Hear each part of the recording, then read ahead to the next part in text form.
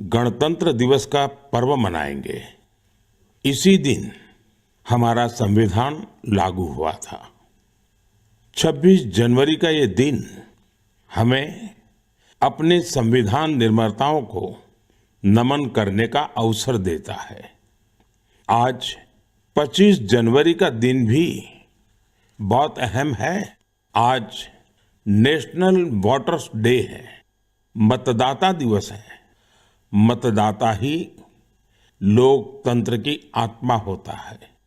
साथियों, आमतौर पर जब कोई 18 साल का हो जाता है, मतदाता बन जाता है, तो उसे जीवन का एक सामान्य पड़ाव समझा जाता है। लेकिन दरअसल ये अवसर किसी भी भारतीय के जीवन का बहुत बड़ा माइलस्टोन होता है। इसलिए बहुत जरूरी है कि हम देश में वोटर बनने का, मतदाता बनने का उत्सव मनाएं। जैसे हम जन्मदिन पर शुभकामनाएं देते हैं और उसे सेलिब्रेट करते हैं, ठीक वैसे ही जब भी कोई युवा पहली बार मतदाता बने तो पूरा मोहल्ला, गांव या फिर शहर एकजुट होकर उसका अभिनंदन करें और मिठाइयां बांटी जाए। इससे लोगों में वोटिंग के प्रति जागरूकता बढ़ेगी। इसके साथ ही यह भावना और सशक्त होगी कि एक वोटर होना कितना मायने रखता है। साथियों, देश में जो भी लोग चुनावी प्रक्रिया से जुड़े रहते हैं, जो हमारे लोकतंत्र को जीवंत बनाए रखने के लिए जमीनी स्तर पर काम करते हैं, मैं उन सभी की बहुत सराहना करना चाहूंगा। आज मतदाता दिवस पर मैं अपने युवा साथियों से फिर आग्रह करूंगा कि वे 18 साल का होने पर वोटर के रूप में खुद को जरूर रजिस्टर करें। संविधान ने हर नागरिक से जिस कर्तव्य भावना के पालन की अपेक्षा रखी है, इससे वो अपेक्षा भी पूरी होगी और भारत का लोकतंत्र भी मजबूत होगा। मेरे प्यारे देशवासियों, इन दिनों मैं सोशल मीडिया पर एक इंटरेस्टिंग ट्रेंड देख रहा हूं। लोग साल 2016 की अपनी यादों को फिर से ताजा कर रहे हैं। उसी भावना के साथ आज मैं भी आपके साथ अपनी एक मेमोरी को शेयर करना चाहता हूं। 10 साल पहले जनवरी 2016 में हमने एक एम्बिशियस जर्नी की शुरुआत की थी। तब हमें इस बात का एहसास था कि भले ही एक छोटा क्यों न हो, लेकिन ये युवा पीढ़ी के लिए, देश के फ्यूचर के लिए काफी अहम है। तब कुछ लोग ये समझ ही नहीं पाए थे कि आखिर है क्या। साथियों, मैं जिस जर्नी की बात कर रहा हूं वह है स्टार्टअप इंडिया की जर्नी। इस अद्भुत जर्नी के हीरो हमारे युवा साथी हैं। अपने कंफर्ट जोन से बाहर निकलकर उन्होंने जो इनोवेशन किए वो इतिहास में दर्ज हो रहे हैं। साथियों, भारत में आज दुनिया का तीसरा सबसे बड़ा स्टार्टअप इकोसिस्टम बन चुका है। ये स्टार्टअप्स लीग से हटके हैं। आज वे ऐसे सेक्टर्स में काम कर रहे हैं जिनके बारे में 10 साल पहले तक कल्पना भी नहीं की जा सकती थी। AI, space, nuclear energy, semiconductors, mobility, green hydrogen, biotechnology, आप नाम लीजिए और कोई ना कोई भारतीय स्टार्टअप उस सेक्टर में काम करते हुए दिख जाएगा। मैं अपने उन सभी युवा साथियों को सैल्यूट करता हूं जो किसी ना किसी स्टार्टअप से जुड़े हैं या फिर अपना स्टार्टअप शुरू करना चाहते हैं। साथियों, आज मन की बात के माध्यम से मैं देशवासियों, विशेषकर इंडस्ट्री और स्टार्टअप से जुड़े युवाओं से एक आग्रह जरूर करना चाहता हूं। भारत की इकोनॉमी तेजी से आगे बढ़ रही है। भारत पर दुनिया की नजरें हैं। ऐसे समय में हम सब पर एक बहुत बड़ी जिम्मेदारी भी है। वो जिम्मेदारी है क्वालिटी पर जोर देने की। होती है, चलती है, चल जाएगा, ये युग चला गया। आइए इस वर्ष हम पूरी ताकत से क्वालिटी को प्राथमिकता दें। हम सबका एक ही मंत्र हो, क्वालिटी, क्वालिटी और सिर्फ क्वालिटी। कल से आज बेहतर क्वालिटी। हम जो भी मैन्युफैक्चर कर रहे हैं उसकी क्वालिटी को बेहतर बनाने का संकल्प लें। चाहे हमारे टेक्सटाइल हो, टेक्नोलॉजी हो या फिर electronics, even packaging. Indian product का मतलब ही बन जाए टॉप क्वालिटी। आइए एक्सेलेंस को हम अपना बेंचमार्क बनाएं। हम संकल्प लें, क्वालिटी में न कोई कमी होगी, न क्वालिटी से कोई समझौता होगा। और मैंने तो लाल किले से कहा था, जीरो डिफेक्ट, जीरो इफेक्ट। ऐसा करके ही हम विकसित भारत की यात्रा को तेजी से आगे ले जा पाएंगे। मेरे प्यारे देशवासियों, हमारे देश के लोग बहुत इनोवेटिव है। समस्याओं का समाधान ढूंढना हमारे देशवासियों के स्वभाव में है। कुछ लोग ये काम स्टार्टअप्स के जरिए करते हैं, तो कुछ लोग समाज की सामूहिक शक्ति से रास्ता निकालने का प्रयास करते हैं। ऐसा ही एक प्रयास उत्तर प्रदेश के आजमगढ़ में सामने आया है। यहां से होकर गुजरने वाली तमसा नदी को लोगों ने नया जीवन दिया है। तमसा केवल एक नदी नहीं, बल्कि हमारी सांस्कृतिक और आध्यात्मिक विरासत की सजीव धारा है। अयोध्या से निकलकर गंगा में समाहित होने वाली यह नदी कभी इस क्षेत्र के लोगों के जनजीवन की धुरी हुआ करती थी, लेकिन प्रदूषण की वजह से इसकी अविरल धारा में रुकावट आने लगी थी। गाद, कूड़ा कचरा और गंदगी ने इस नदी के प्रवाह को रोक दिया था। इसके बाद यहाँ के लोगों ने इसे एक नया जीवन देने का अभियान शुरू किया। नदी की सफाई की गई और उसके किनारों पर छायादार, फलदार पेड़ लगाए गए। स्थानीय लोग कर्तव्य भावना से इस काम में जुटे और सबके प्रयास से नदी का पुनरुद्धार हो गया। साथियों, जन भागीदारी का ऐसा ही प्रयास आंध्र प्रदेश के अनंतपुर में भी देखने को मिला है। यह वह क्षेत्र है जो सूखे की गंभीर समस्या से जूझता रहा है। यहाँ की मिट्टी लाल और बलुई है। यही वजह है कि लोगों को पानी की कमी का सामना करना पड़ता है। यहाँ के कई क्षेत्रों में लंबे समय तक बारिश नहीं होती है। कई बार तो लोग अनंतपुर की तुलना रेगिस्तान में सूखे की स्थिति से भी कर देते हैं। साथियों, इस समस्या के समाधान के लिए स्थानीय लोगों ने जलाशयों को साफ करने का संकल्प लिया। फिर प्रशासन के सहयोग से यहाँ अनंत नीरू संरक्षणम प्रोजेक्ट, इसकी शुरुआत हुई। इस प्रयास के तहत 10 से अधिक जलाशयों को जीवनदान मिला है। उन जलाशयों में अब पानी भरने लगा है। इसके साथ ही 7,000 से अधिक पेड़ भी लगाए गए हैं। यानी अनंतपुर में जल संरक्षण के साथ साथ ग्रीन कवर भी बढ़ा है। यहाँ बच्चे अब तैराकी का आनंद भी ले सकते हैं। एक प्रकार से कहें तो यहाँ का पूरा इकोसिस्टम फिर से निखर उठा है। साथियों, आजमगढ़ हो, अनंतपुर हो या फिर देश की कोई और जगह, ये देखकर खुशी होती है कि लोग एकजुट होकर कर्तव्य भाव से बड़े संकल्प सिद्ध कर रहे हैं। जन भागीदारी और सामूहिकता की यही भावना हमारे देश की सबसे बड़ी ताकत है। मेरे प्यारे देशवासियों, हमारे देश में भजन और कीर्तन सदियों से हमारी संस्कृति की आत्मा रहे हैं। हमने मंदिरों में भजन सुने हैं, कथा सुनते वक्त सुने हैं और हर दौर ने भक्ति को अपने समय के हिसाब से जिया है।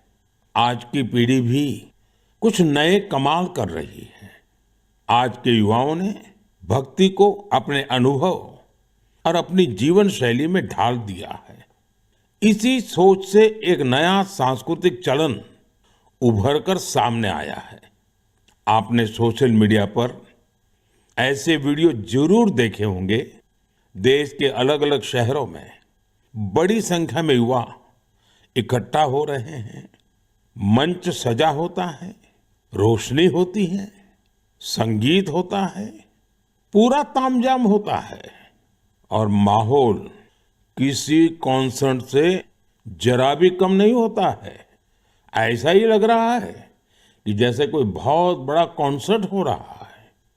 लेकिन वहां जो गाया जा रहा होता है वो पूरी तन्मयता के साथ, पूरी लगन के साथ, पूरे लय के साथ, भजन की गूंज।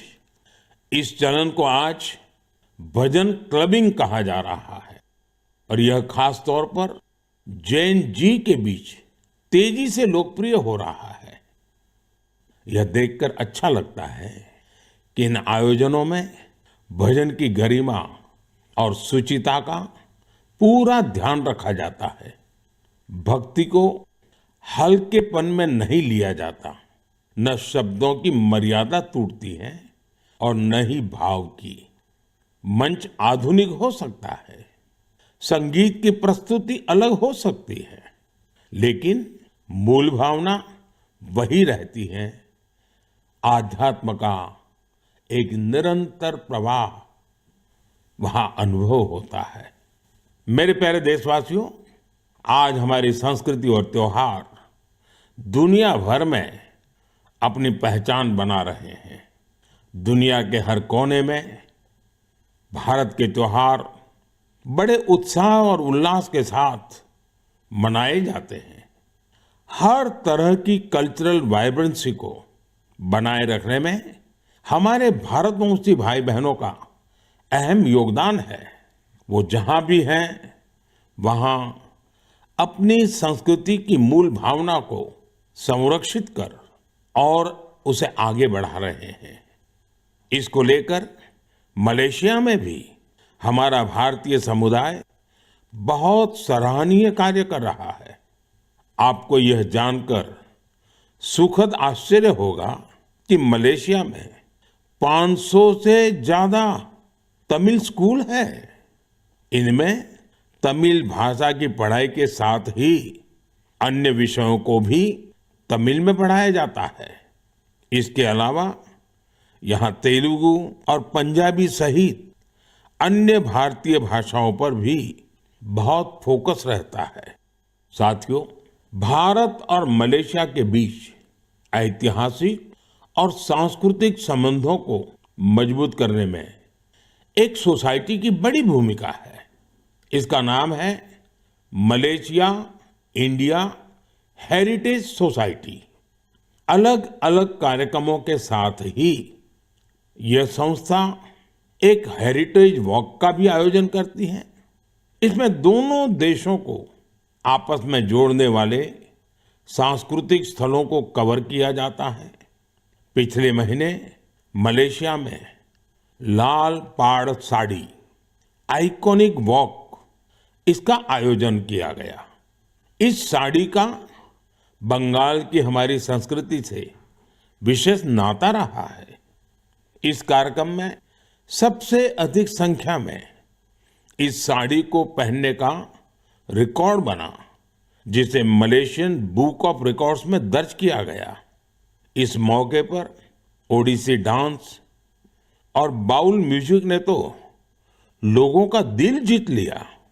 मैं कह सकता हूं, साया बरबांगा देंगान डियास्पोरा इंडिया दी मलेशिया, मेरे का मम्बावा इंडिया दान मलेशिया, सेमाकिन टापा। मलेशिया के हमारे भारतवंशियों को मेरी बहुत बहुत शुभकामनाएं।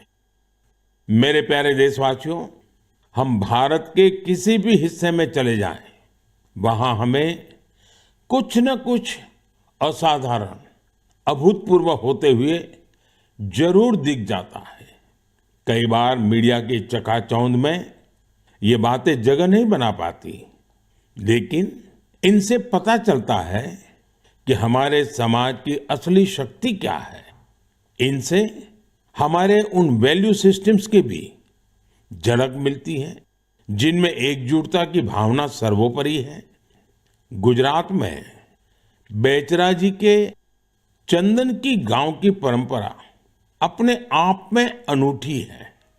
अगर मैं आपसे कहूं कि यहाँ के लोग, विशेषकर बुजुर्ग, अपने घरों में खाना नहीं बनाते, तो आपको हैरत होगी। इसकी वजह गांव का शानदार कम्युनिटी किचन। इस कम्युनिटी किचन में एक साथ पूरे गांव का सबका खाना बनता है और लोग एक साथ बैठकर भोजन करते हैं। बीते 15 वर्षों से यह परंपरा निरंतर चली आ रही है। इतना ही नहीं, यदि कोई व्यक्ति बीमार है तो उसके लिए टिफिन सर्विस भी उपलब्ध है, यानी होम डिलीवरी का भी पूरा इंतजाम है। गांव का ये सामूहिक भोजन लोगों को आनंद से भर देता है। ये पहल न केवल लोगों को आपस में जोड़ती है, बल्कि इससे पारिवारिक भावना को भी बढ़ावा मिलता है। साथियों, भारत की परिवार व्यवस्था, फैमिली सिस्टम, हमारी परंपरा का अभिन्न हिस्सा है। दुनिया के कई देशों में इसे बहुत कौतूहल के साथ देखा जाता है। कई देशों में ऐसे फैमिली सिस्टम को लेकर बहुत सम्मान का भाव है। कुछ ही दिन पहले ही मेरे ब्रदर यूएई के राष्ट्रपति महामहिम शेख मोहम्मद बिन जायद अल नाहयान भारत आए थे। उन्होंने मुझे बताया कि यूएई साल 2026 को ईयर ऑफ फैमिली के रूप में मना रहा है। मकसद ये कि वहां के लोगों के बीच सौहार्द और सामुदायिक भावना और मजबूत हो। वाकई यह बहुत ही सराहनीय पहल है। साथियों, जब परिवार और समाज की ताकत मिलती है तो हम बड़ी से बड़ी चुनौतियों को परास्त कर सकते हैं। मुझे अनंतनाग के शेखगुंड गांव के बारे में जानकारी मिली है। यहाँ ड्रग्स, तंबाकू, सिगरेट और शराब से जुड़ी चुनौतियां काफी बढ़ गई थी। इन सब को देखकर यहाँ के मीर जाफर जी इतना परेशान हुए कि उन्होंने इस समस्या को दूर करने की ठान ली। उन्होंने गांव के युवाओं से लेकर बुजुर्गों तक सभी को एकजुट किया। उनकी इस पहल का असर कुछ ऐसा रहा कि वहां की दुकानों ने तंबाकू उत्पादों को बेचना ही बंद कर दिया। इस प्रयास से ड्रग्स के खतरों को लेकर भी लोगों में जागरूकता बढ़ी है। साथियों, हमारे देश में ऐसी अनेक संस्थाएं भी हैं जो वर्षों से निस्वार्थ भाव से समाज सेवा में जुटी हैं। जैसे एक संस्था है पश्चिम बंगाल के पूर्व मेदिनीपुर के फरीदपुर में। इसका नाम है विवेकानंद लोक शिक्षा निकेतन। ये संस्था पिछले 4 दशक से बच्चों और बुजुर्गों की देखभाल में जुटी है। गुरुकुल पद्धति की शिक्षा और टीचर्स की ट्रेनिंग के साथ ही ये संस्था समाज कल्याण के कई नेक कार्यों में जुटी हैं। मेरी कामना है कि निस्वार्थ सेवा का यह भाव देशवासियों के बीच निरंतर और अधिक सशक्त होता रहे। मेरे प्यारे देशवासियों, मन की बात में हम निरंतर स्वच्छता के विषय को उठाते रहे हैं। मुझे ये देखकर गर्व होता है हमारे युवा अपने आसपास की स्वच्छता को लेकर बहुत सजग हैं। अरुणाचल प्रदेश में हुए एक ऐसे ही अनूठे प्रयास के बारे में मुझे जानकारी मिली है। अरुणाचल वो धरती है जहां देश में सबसे पहले सूर्य की किरणें पहुंचती हैं। यहाँ लोग जय हिंद कहकर एक दूसरे का अभिवादन करते हैं। यहाँ ईटानगर में युवाओं का समूह उन हिस्सों की सफाई के लिए एकजुट हुआ जिन पर ज्यादा ध्यान देने की जरूरत थी। इन युवाओं ने अलग अलग शहरों में सार्वजनिक स्थलों की साफ सफाई को अपना मिशन बना लिया। इसके बाद ईटानगर, नाहरलागुन, दोईमुख, सेप्पा, पालिन और पासीघाट, वहां भी ये अभियान चलाया गया। ये युवा अब तक करीब 11 लाख किलो से अधिक कचरे की सफाई कर चुके हैं। सोचिए दोस्तों, नौजवानों ने मिलकर के 11 लाख किलो कूड़ा कचरा हटाया। साथियों, एक और उदाहरण असम का है। असम के नागांव में वहां की पुरानी गलियों से लोग भावनात्मक रूप से जुड़े हैं। यहाँ कुछ लोगों ने अपनी गलियों को मिलकर साफ करने का संकल्प लिया। धीरे धीरे उनके साथ और लोग जुड़ते गए। इस तरह एक ऐसी टीम तैयार हो गई जिसने उसे बहुत सारा कचरा हटा दिया। साथियों, ऐसा ही एक प्रयास बेंगलुरु में हो रहा है। बेंगलुरु में सोफा वेस्ट एक बड़ी समस्या बनकर सामने आया है।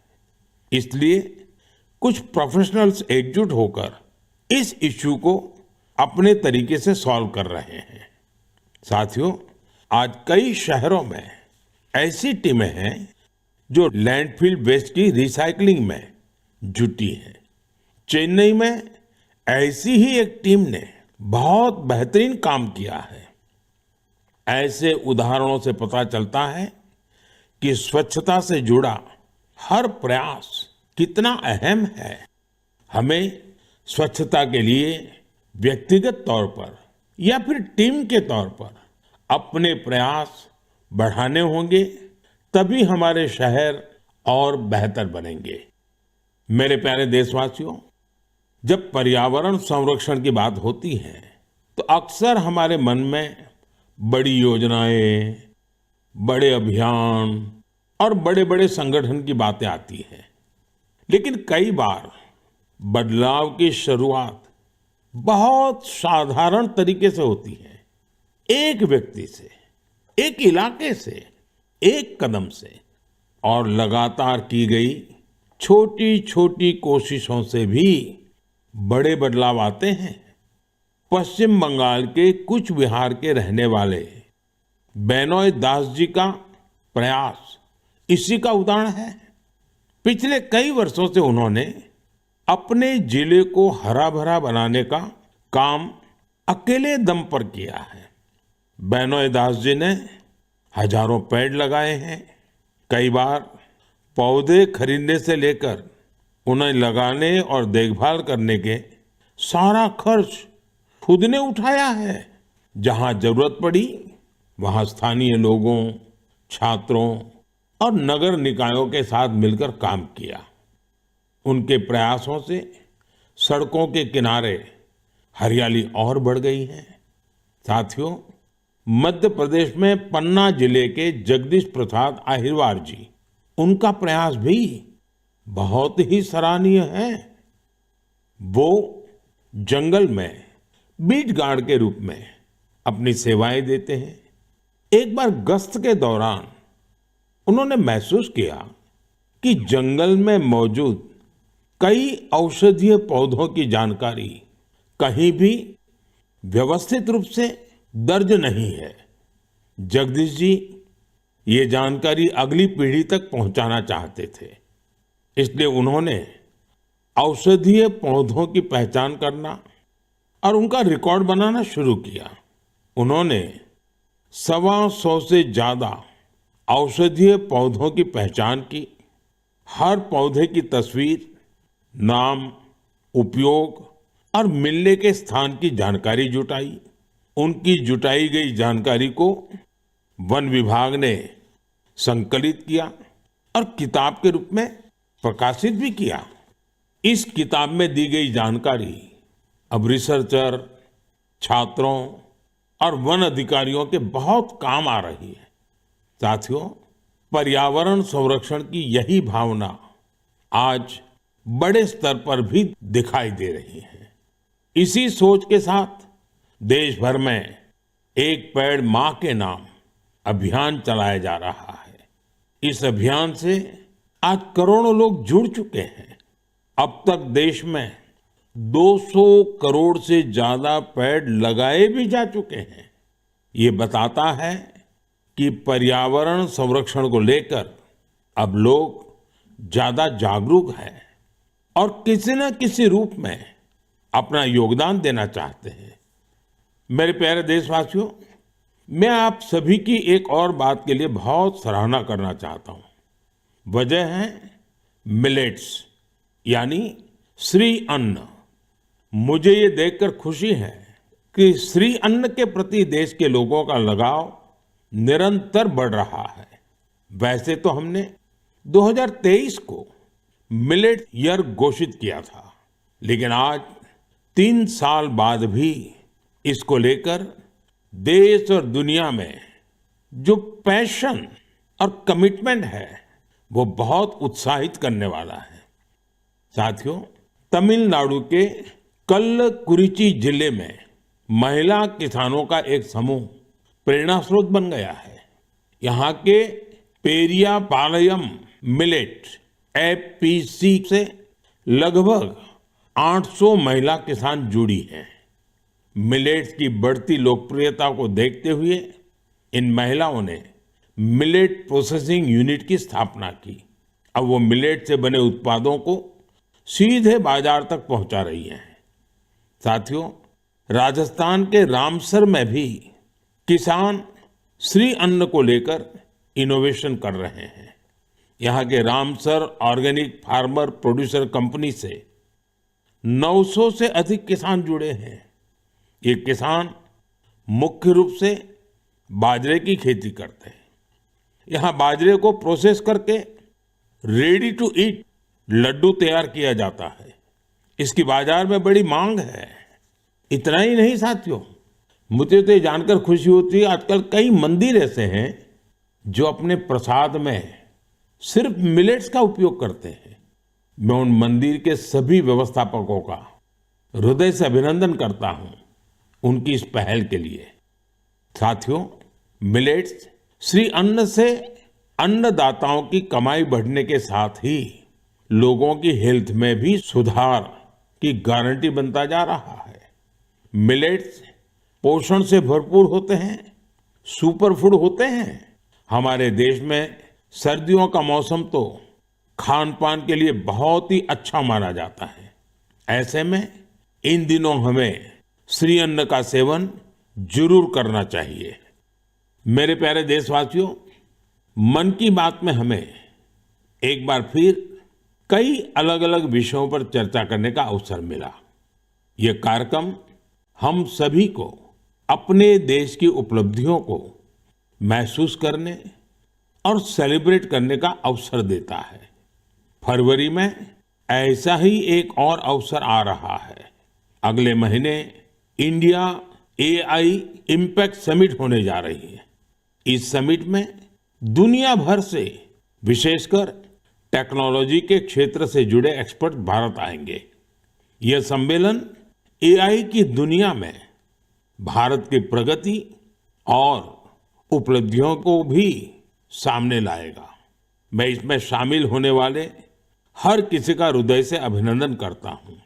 अगले महीने मन की बात में इंडिया एआई इम्पैक्ट समिट पर हम जरूर बात करेंगे। देशवासियों की कुछ अन्य उपलब्धियों की भी चर्चा करेंगे। तब तक के लिए मुझे मन की बात में विदा दीजिए। कल के गणतंत्र दिवस के लिए एक बार फिर आप सभी को मेरी बहुत बहुत शुभकामनाएं। धन्यवाद।